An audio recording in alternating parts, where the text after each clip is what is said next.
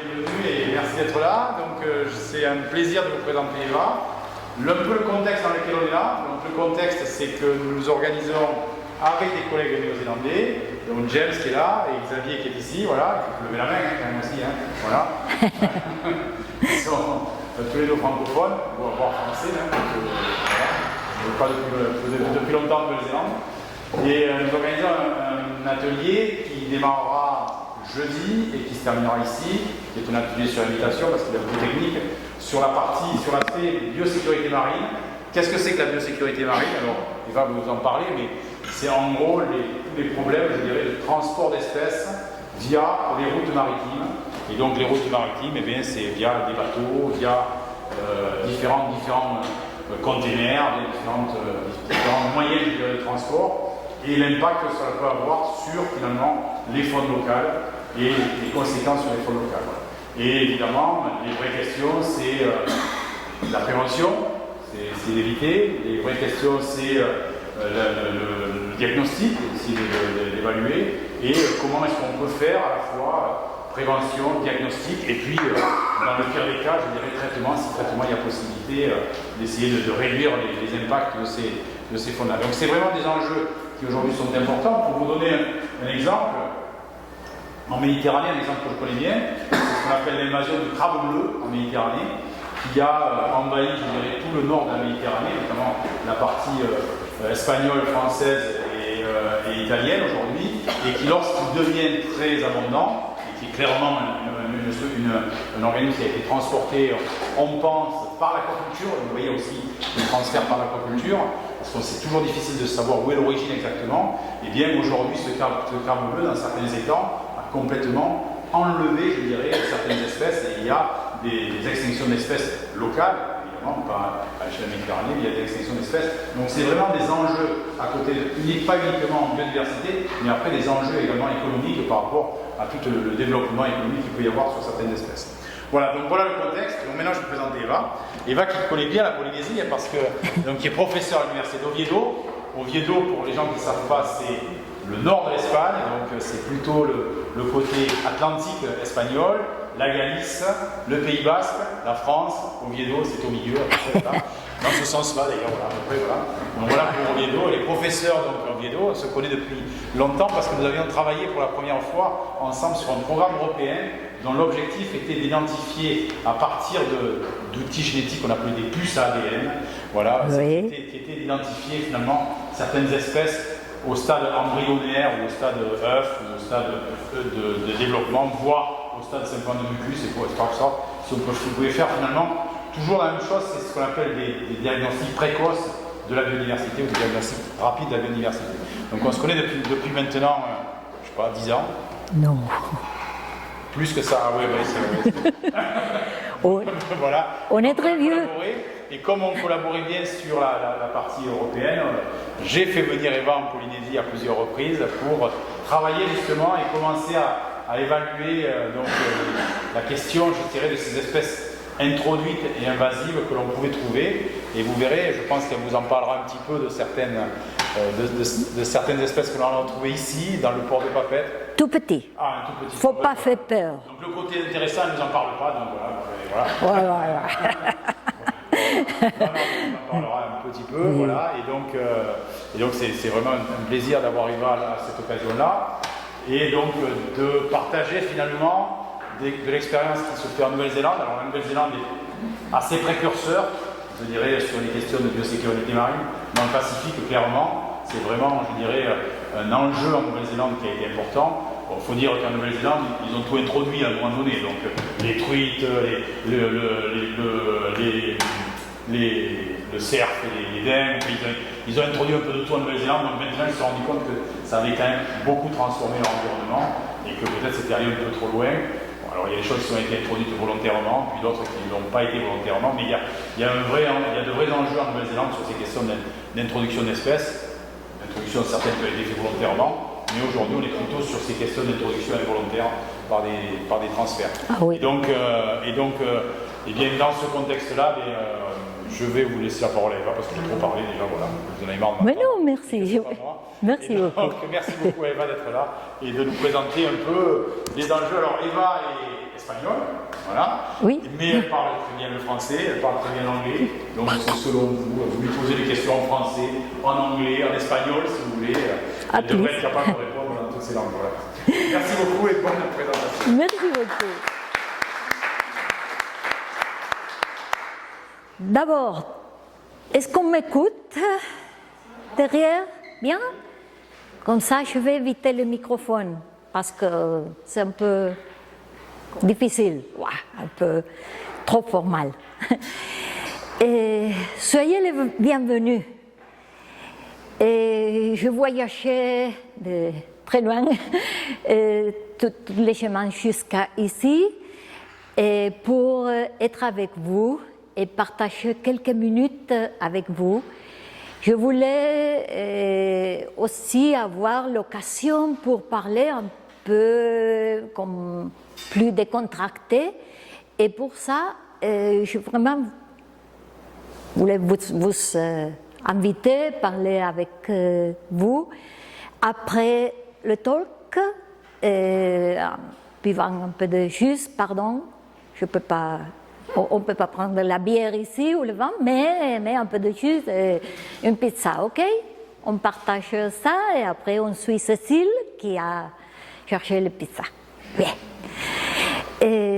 Et alors, après l'invitation, d'abord dire que c'est un plaisir et c'est un honneur d'être ici, invité par Serge Plans. Je suis vraiment, vraiment très fière de lui, notre légionnaire d'honneur. Oui, comme tout le monde sait, on a un légionnaire d'honneur de plus à Polynésie française. Merci beaucoup. Par la présentation aussi, tu es très gentil. Je parle si bien le français, pas du tout, alors j'espère me faire pardonner. Bien, parfois je vais mélanger un peu l'anglais et le français, mais on va s'en tirer, j'espère. Votre compassion. Bien.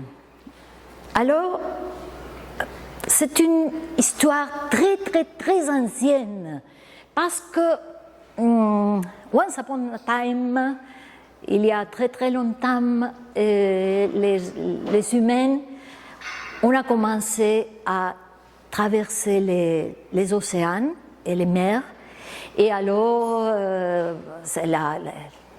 les voyages, les voyages anciens qui sont documentés déjà ont minimum comme ces chiffres 130 000 années, qui est très très très longtemps. Avec les navires, ils voyageaient plusieurs espèces. Et parfois, c'était des passagers clandestins et parfois, c'était transporté à propos parce qu'on voulait les importer dans d'autres régions, on voulait avoir les animaux de compagnie, on voulait les avoir comme toutes les créatures, les grandes et les petites. Bien, c'était il y a longtemps, mais maintenant, aujourd'hui, il faut savoir que les navires vont transporter plus de 90% de tout le commerce mondial.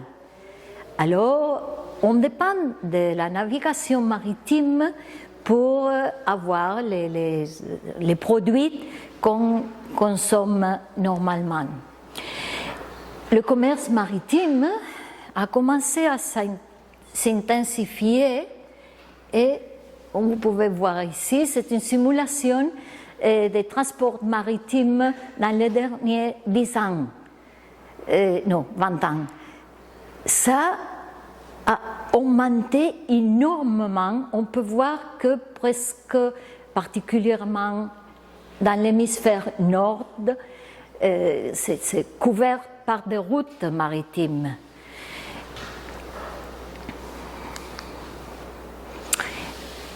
Et avec les bateaux, maintenant, les espèces qui voyagent sont normalement inattendus.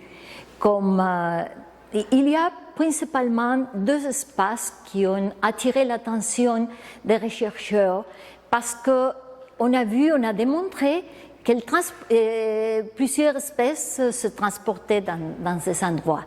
L'eau de ballast et les salissures de la coque. Mais à part de ça, il y en a d'autres endroits dans les navires qui peuvent transporter des espèces marines, on parle. Les sédiments des citernes, dans l'encre, dans la chaîne de l'encre, dans les conteneurs aussi des espèces terrestres, dans les emballages, plusieurs espèces.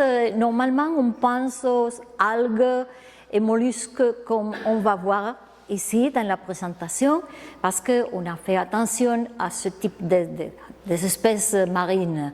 Mais il faut savoir que aussi des espèces terrestres peuvent se transporter et qui vont être inattendues dans les ports de destin. Pourquoi l'eau de ballast? Parce qu'on a besoin de mettre poids dans les navires quand ils voyagent sans le cargo. Autrement, ils risquent de couler. Et pourquoi l'eau de ballast est un vecteur pour le transport des espèces envahissantes ou non? Parce que quand dans le port d'Estaing, où on laisse le cargo et on prend l'eau de ballast pour compenser le poids, alors le navire peut naviguer et balancer. Et dans les voyages, c'est le ballast va voyage avec le navire, et après, quand le bateau arrive au port de destination, où il va prendre cargo à nouveau, il va laisser l'eau de ballast et toutes les espèces qui étaient dans l'eau de ballast, qui ont été prises dans un autre port. Alors, le bateau va transporter dans cette eau plusieurs espèces, comme on a vu, on a trouvé déjà. Et maintenant, le bateau va avec le cargo, tout normal. C'est calculé que parmi entre 7000 et 10 000 espèces différentes, des microbes, des plantes, des animaux marins sont transportés ou étaient transportés il y a seulement 3 ans ou 4 dans les navires chaque jour, seuls dans les ballasts. Parce que, en plus, on a les salissures qui sont tous ces animaux, algues et aussi microbes qui sont attachés dans la coque des navires. Pour plusieurs chercheurs, les salissures, pas pour tout le monde, mais pour plusieurs, les salissures vont transporter plus d'espèces que l'eau de ballast, plus d'espèces exotiques que le ballast. L'Organisation maritime internationale a reconnu, et vous pouvez trouver ces espèces sur l'Internet, dans la page de l'organisation OMI, tout ça. Quelques-unes, ils sont les 9 espèces reconnues comme les plus dangereuses qui voyagent la plupart dans les salissures au fouling. C'est le Carcinus, différentes crabes comme ceci, un d'Europe, l'autre d'Asie, de moules, une algue, un ver polychette, un cirripède, une étoile de mer et une cochonnerie qui c'est une acidie. C'est vraiment, en anglais on l'appelle vomi de mer. Ouais. Ça décrit très bien l'animal. Eh bien, oh pardon, quand on a vu ça, j'ai oublié mentionner à Anastasia Saiko, collègue amie, elle a pris la photo. Peut-être vous pouvez reconnaître les endroits. C'est le port des Papeete. On a occulté le nom du bateau, bien sûr, pour garder le mystère, et l'origine. Et vous voyez ici le ballast. Cette eau devrait être traitée, on ne sait pas, mais il devrait être traité pour pouvoir la laisser ici. Normalement, la décharge, le changement de ballast devrait se faire, comme on va voir après, loin de la côte, très loin de la côte, 200 000 nautiques. Non. Alors c'est loin. Et quel est le problème? Parce que s'il s'agit simplement des espèces qui vont se balader d'ici pour là, pas de problème. On va voir des visiteurs, mais c'est tout. Oui, mais le problème, c'est que parfois, pas toujours, mais parfois, les nouveaux visiteurs vont devenir envahissantes. Alors, des espèces invasives et peuvent éventuellement produire une invasion biologique.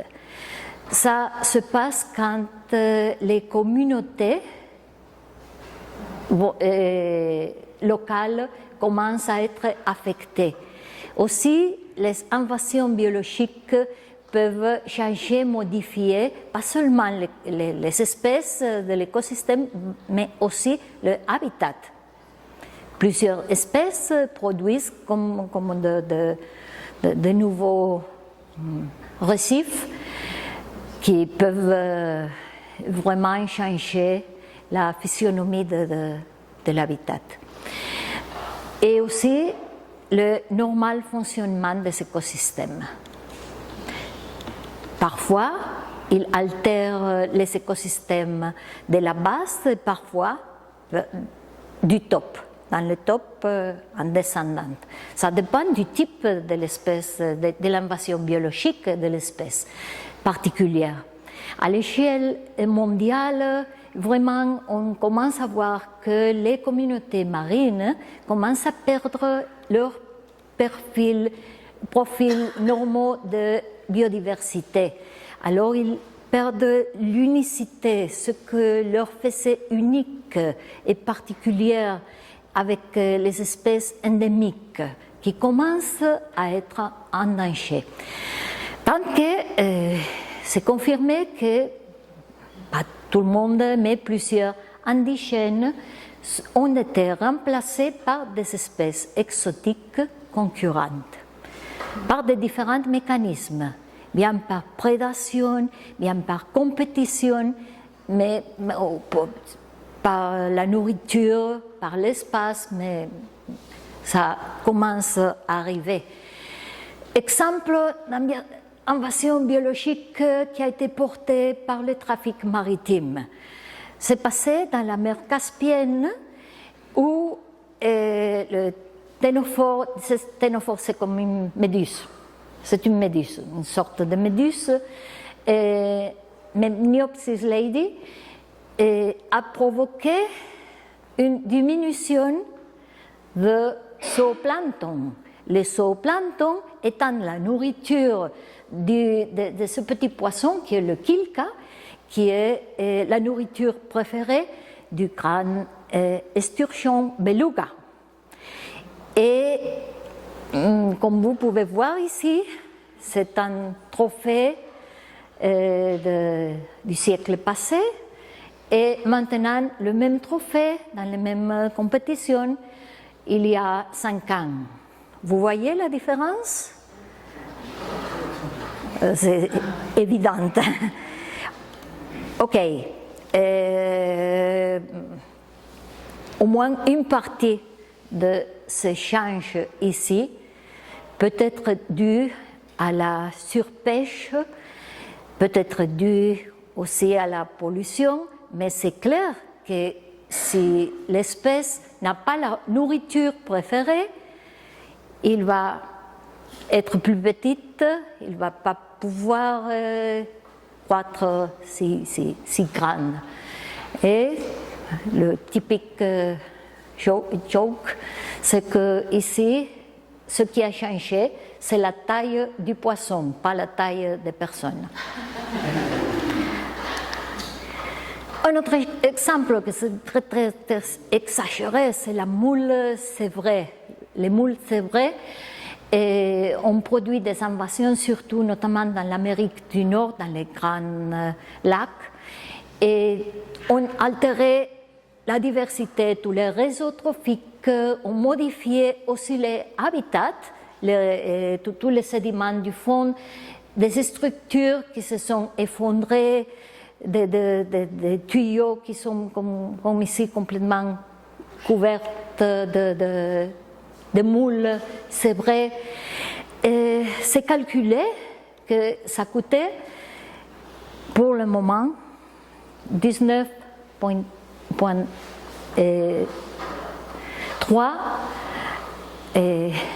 milliards, pas millions, milliards de dollars.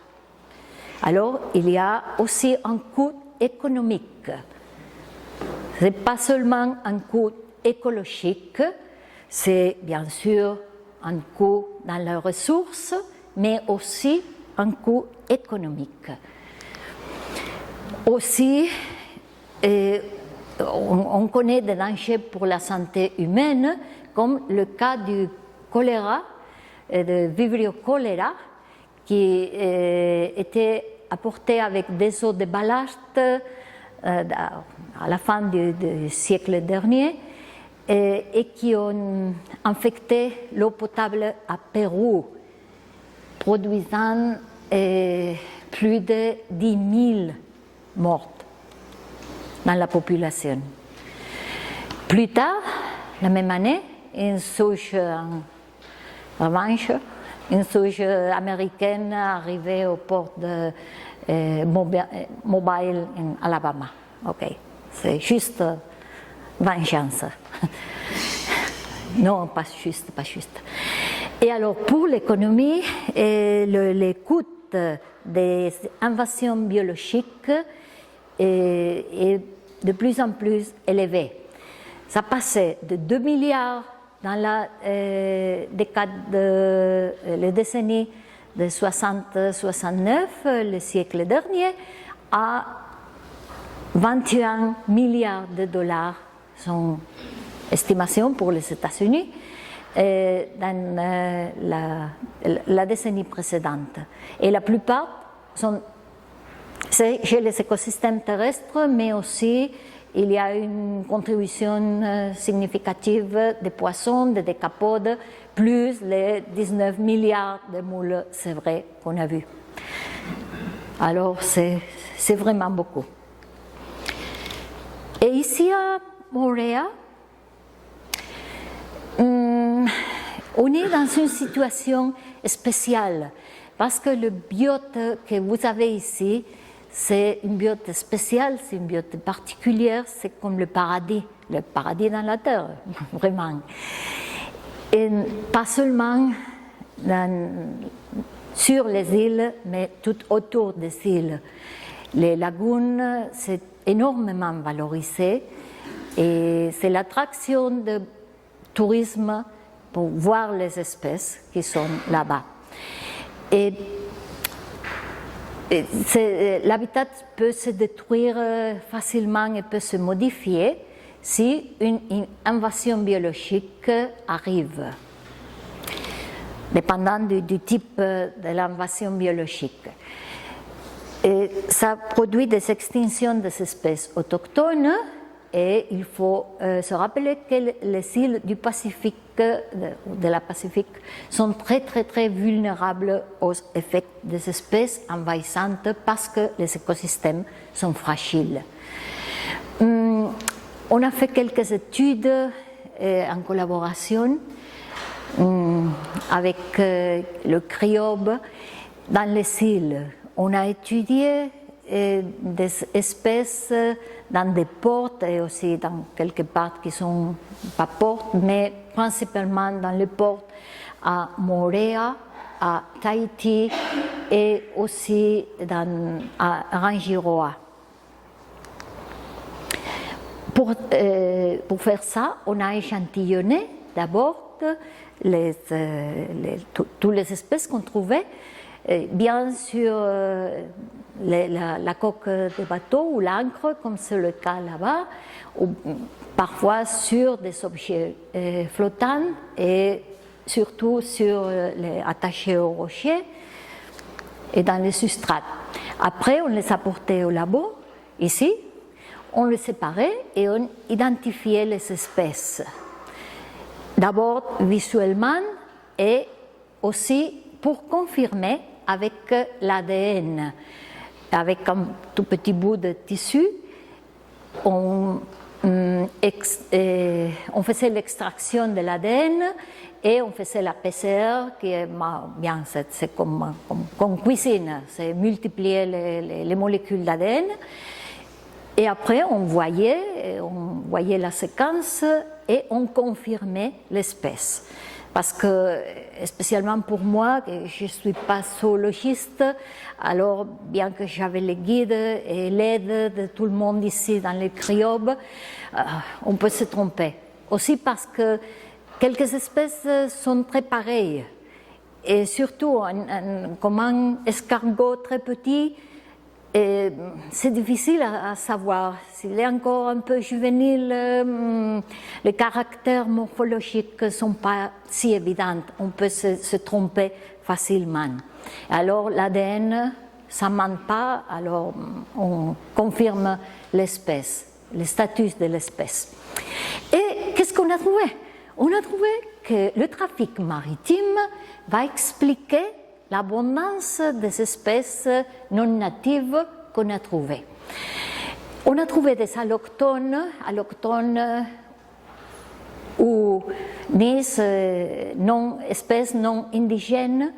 On les a trouvées seulement, on a échantillonné dans tous les ports, grands et petits que vous voyez ici, et on les a trouvées dans les points qui sont marqués avec une étoile.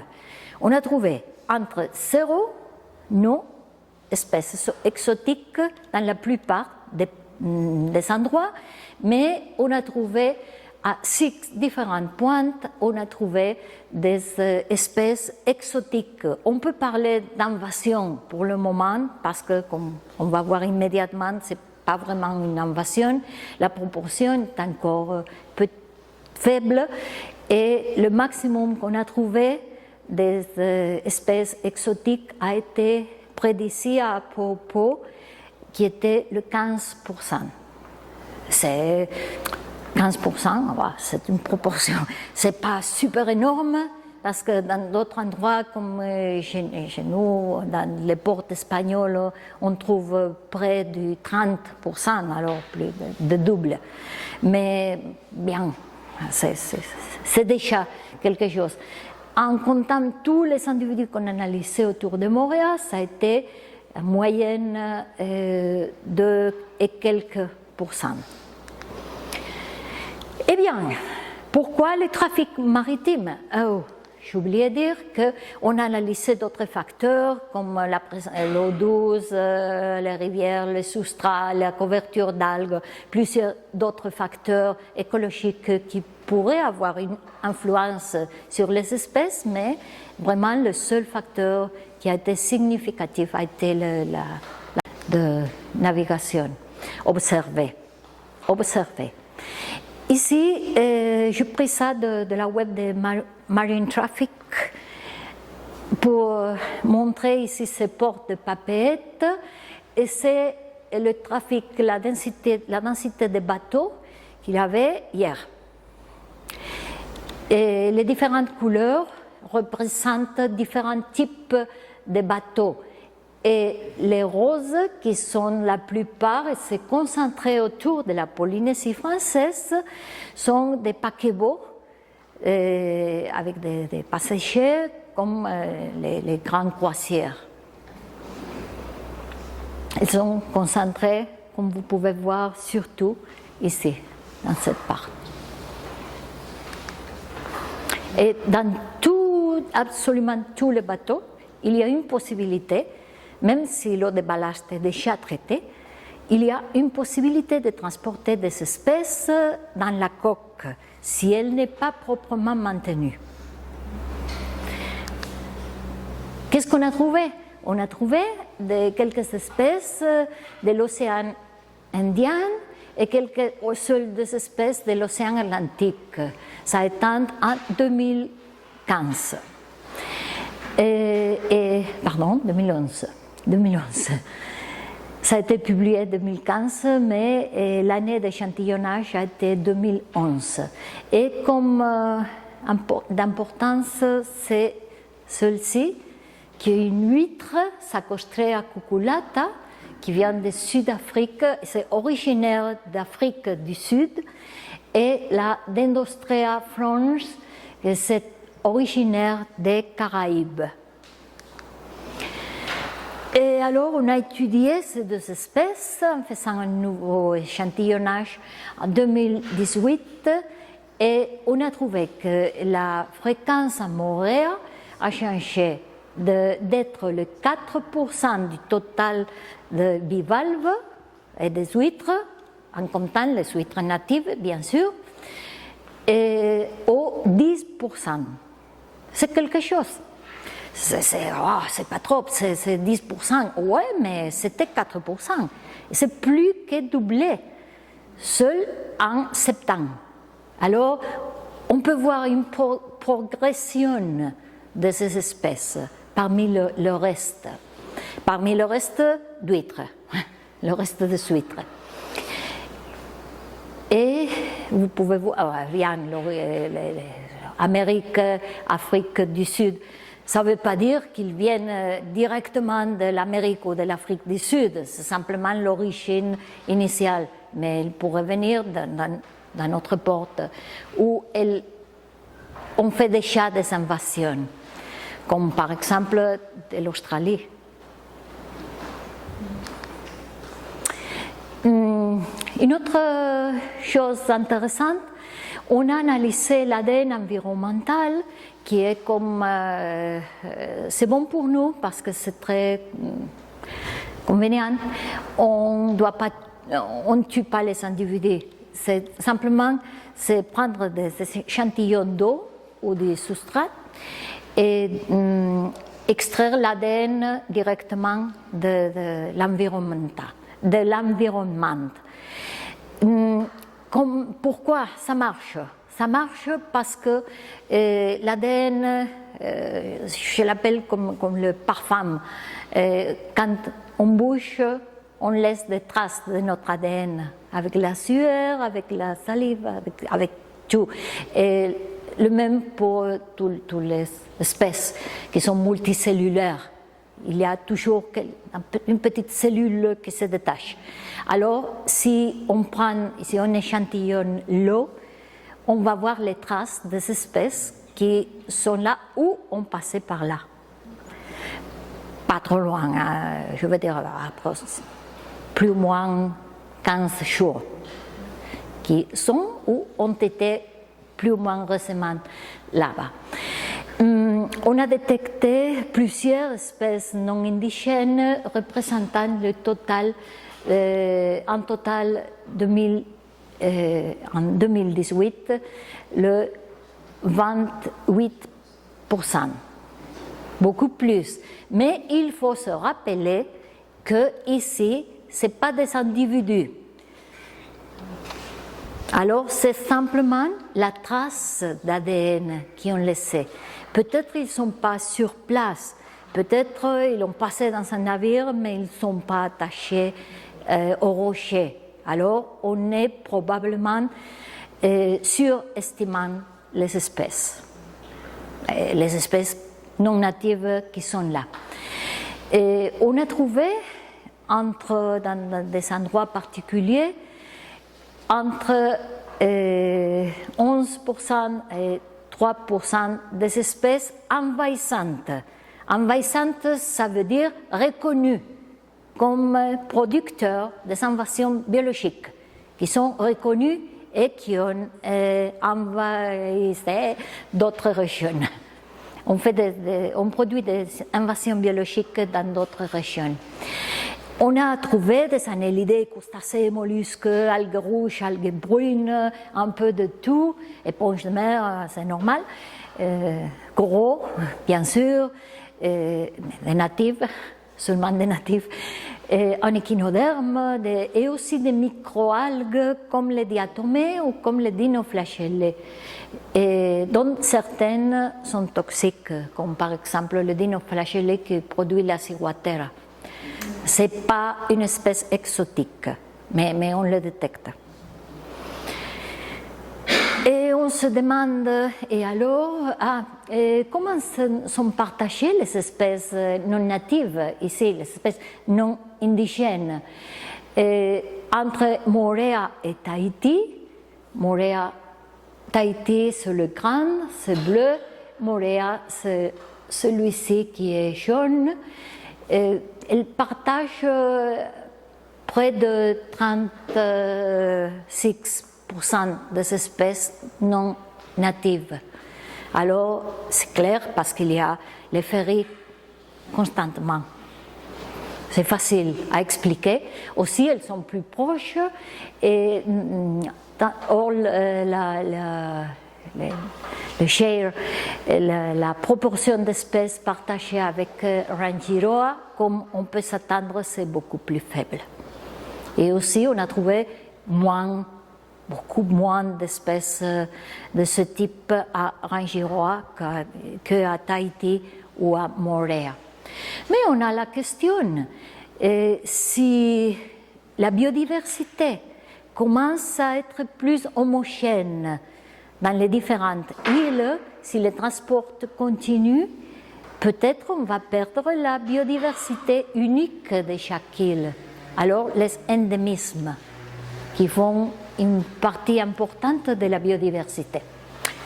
Et il ne faut pas faire peur, il ne faut pas être si dramatique, parce qu'on est préoccupé, oui, on est plus préoccupé en Europe, peut-être, mais on est préoccupé parce qu'on a quelques évidences qu'il se passe quelque chose déjà.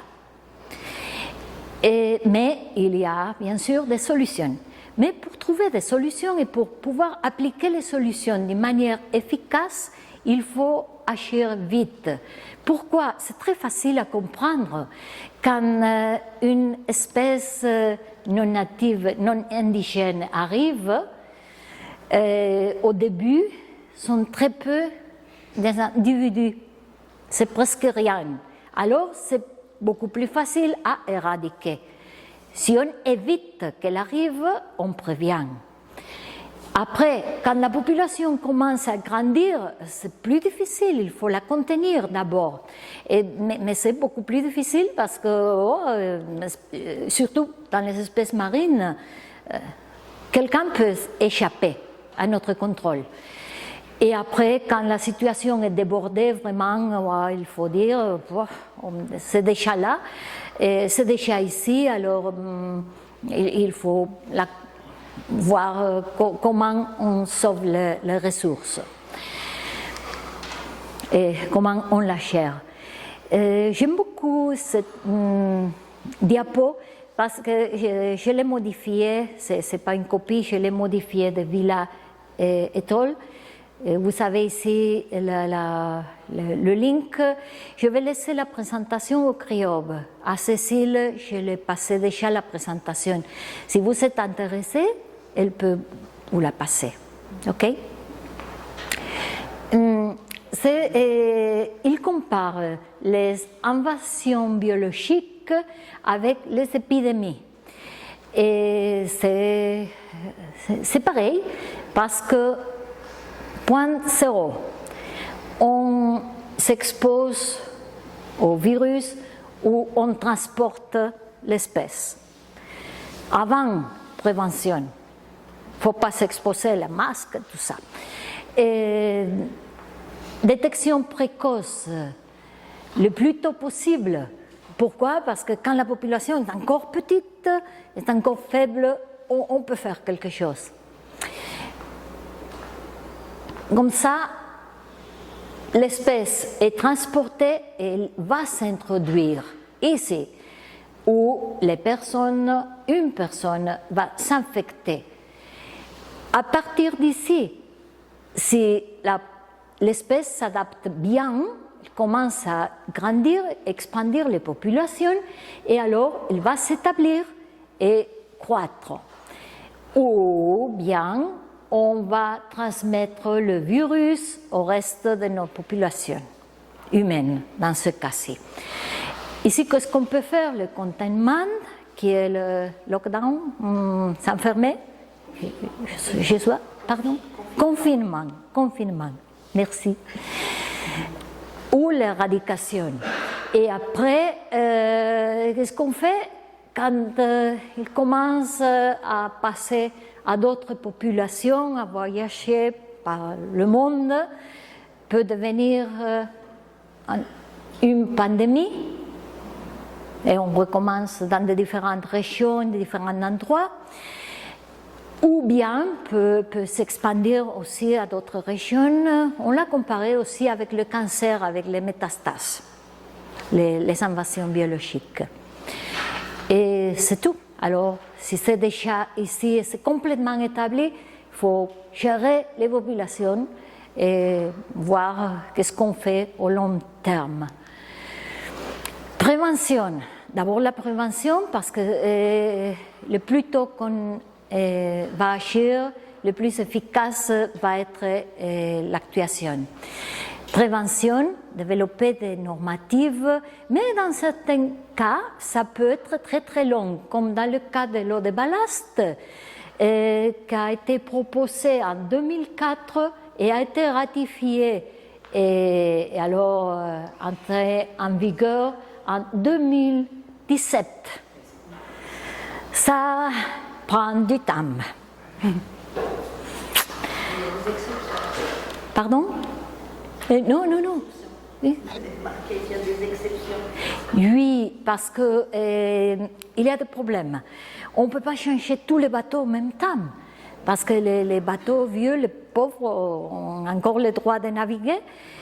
Et comment faire s'ils ne peuvent pas installer un truc pour traiter l'eau?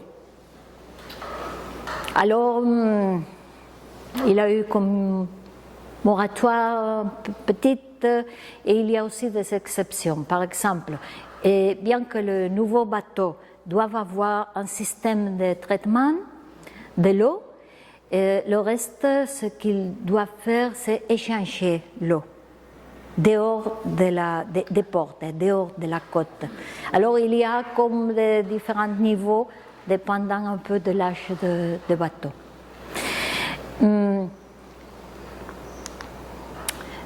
Pour accomplir les standards, échangement du ballast en mer ouverte à 200 000 de la côte, c'est justement ce qu'on n'a pas vu dans le port de Papeete, parce qu'il était en train de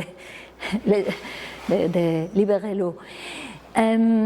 Et les normes de qualité de l'eau sont très strictes, parce que le nombre d'organismes, du zooplancton, de phytoplancton ou quelques bactéries, des microbes indicateurs qui sont des microbes importants pour la santé, doit être aussi négligible, alors doit être très réduit, très restreint.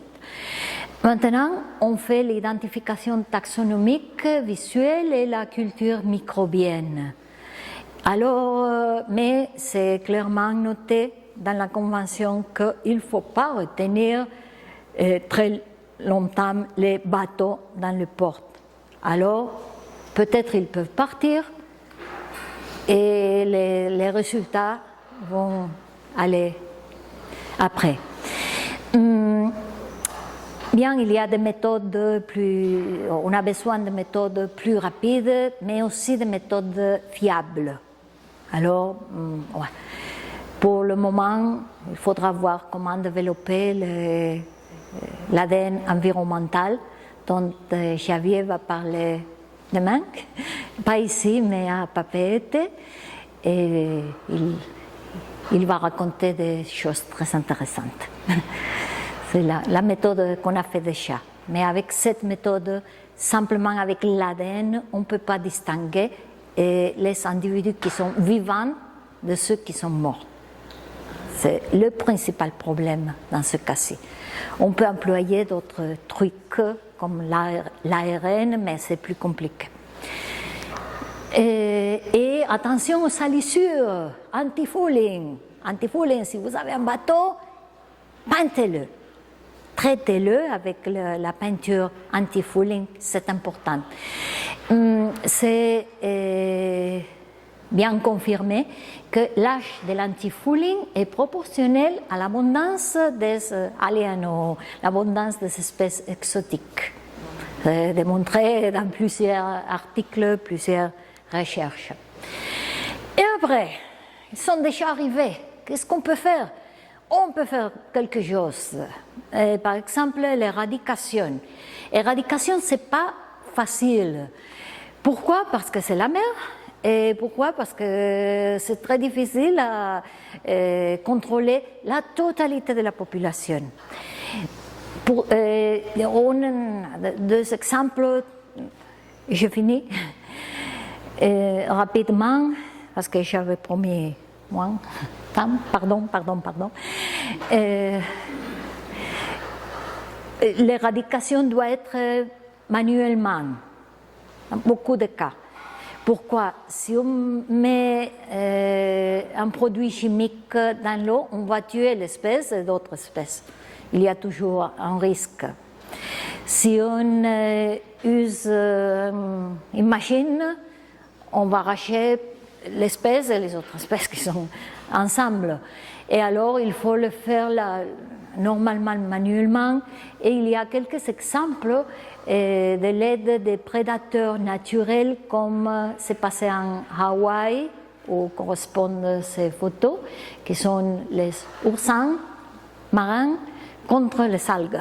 Et apparemment, ça a réussi. Alors, c'est une autre perspective. Bien sûr, les prédateurs doivent être indigènes, complètement naturels. Mais ils ont simplement bougé un peu les oursins. Et apparemment, ça marchait. Ils ont pu contrôler les algues. Ou bien, comme ici, chez nous, avec l'aide des volontaires. On a fait un appel aux volontaires et on avait une invasion de la moule pygmée venant de la Nouvelle-Zélande ou l'Australie, mais c'est normal parce qu'on a le trafic maritime important avec l'Australie chez nous dans les ports de notre région. Et bien, on a trouvé une invasion près d'un port et les volontaires nous ont aidés et ça a réussi vraiment.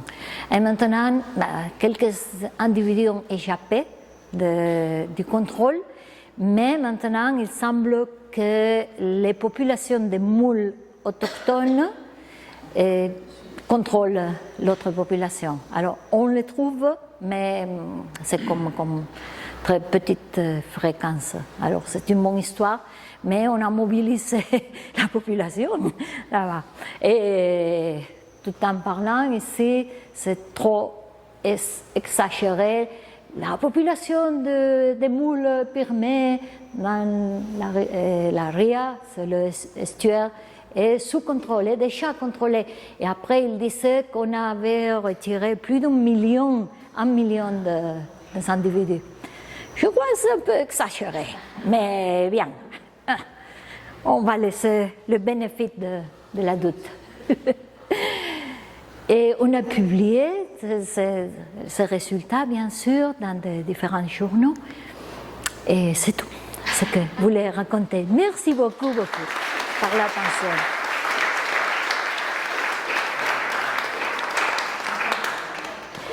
Et des questions ou curiosités? Je vous en prie. Commentaires? Oui. Apparemment, les gros bateaux, cargos, tout ça, c'est eux qui transportent ces saloperies, on va dire, entre guillemets. On ne peut pas traiter cette flotte? On ne peut pas obliger les cargos à traiter l'eau ou à faire quelque chose à ce niveau? Oui, maintenant, sous la convention de traitement. Vous embêtez bien avec nos petites valises. Oui. On ne peut pas trop les cacher, les cargos, quand même. Ah oui. Alors, il faut être toujours avec le anti-fouling, toujours, mais aussi nettoyer les coques.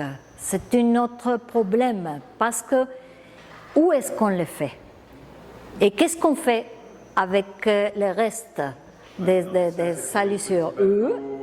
Les petits bateaux? Ah oui, absolument. C'est un détail, ça, par Oui, oui, c'est vrai. de tonnes d'eau transportées par les cargos. Ouais, ce sont les gros paquebots aussi. Mais qu'est-ce qu'on peut faire? Les contrôler et établir des normes bien claires et les faire accomplir. Je pense. Oui. Oui, oui. Au niveau international, il n'y a pas moyen de faire ressortir ce problème?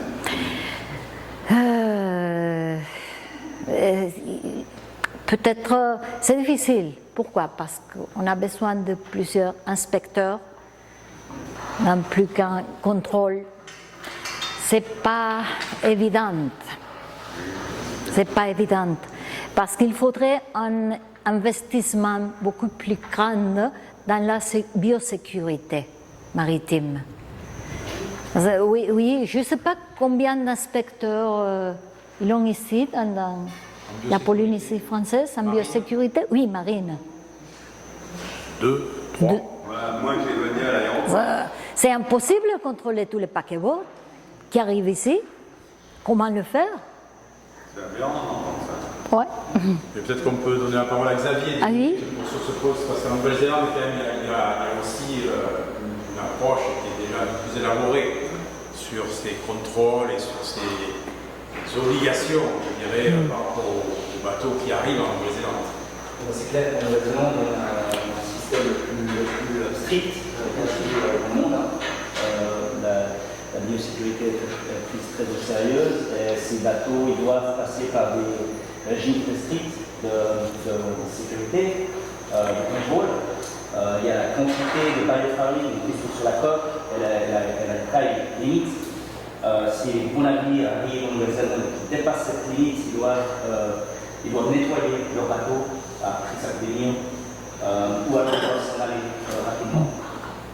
Voilà, tous les bateaux de plaisanciers, donc les plaisanciers, vous disiez, c'est pas un problème, c'est un problème en fait. Les plaisanciers, c'est un vecteur secondaire. Un petit problème par rapport au Ouais, mais ça contribue beaucoup à la dispersion secondaire de ces espèces. Donc, les gros navires arrivent, les eaux des ballasts, c'était fou cette histoire. C'est très tôt dans le port de Papeete.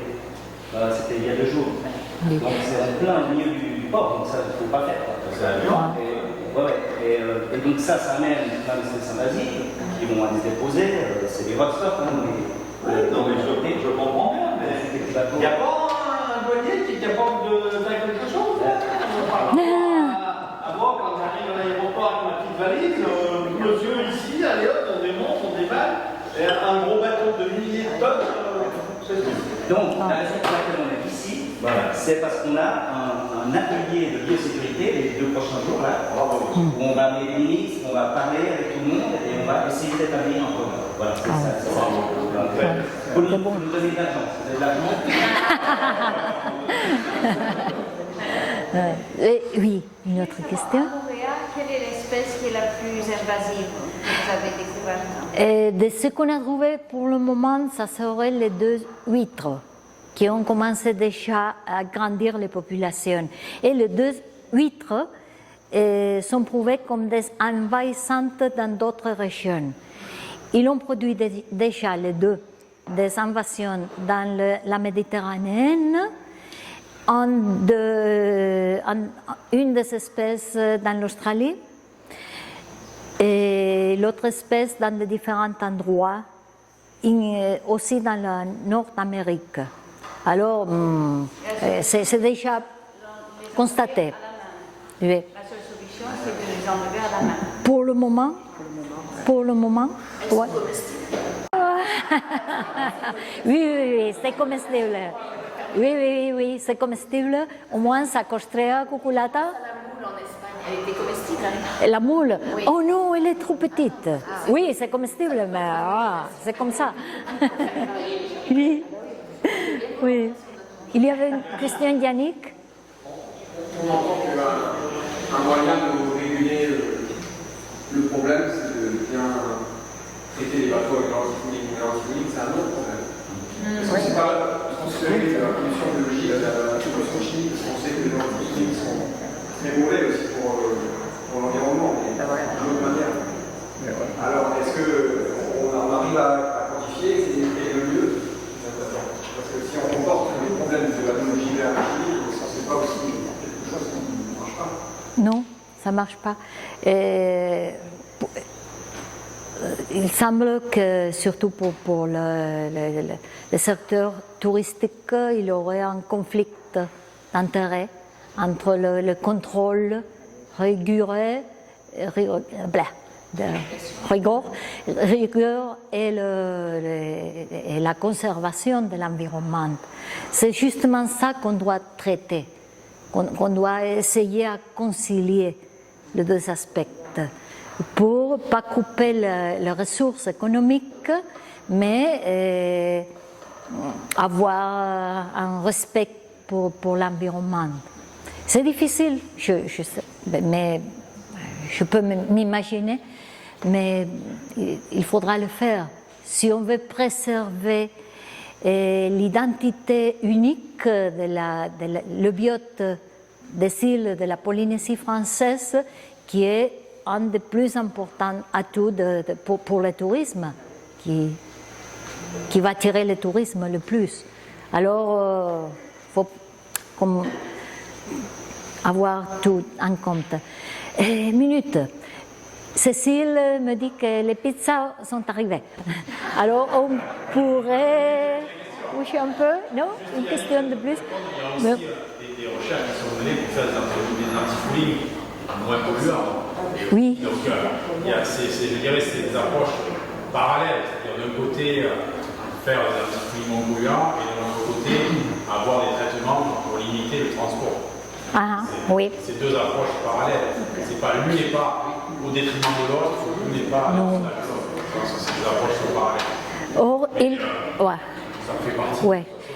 Et il faut dire qu'on a besoin de la recherche aussi dans le secteur des matériels, parce que quelques matériels pour construire les bateaux sont moins préférés pour les espèces, pour s'attacher les espèces qu'autres matériels.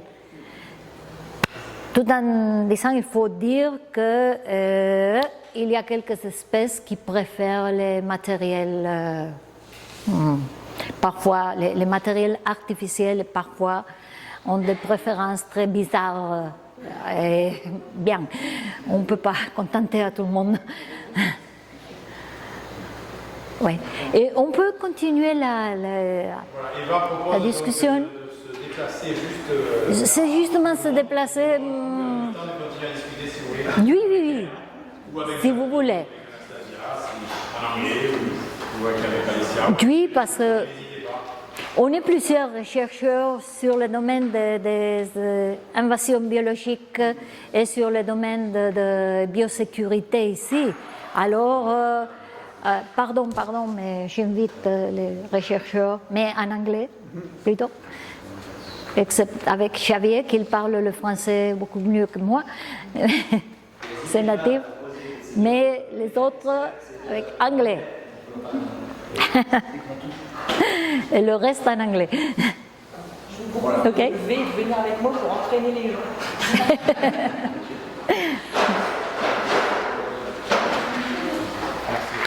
Enchanté.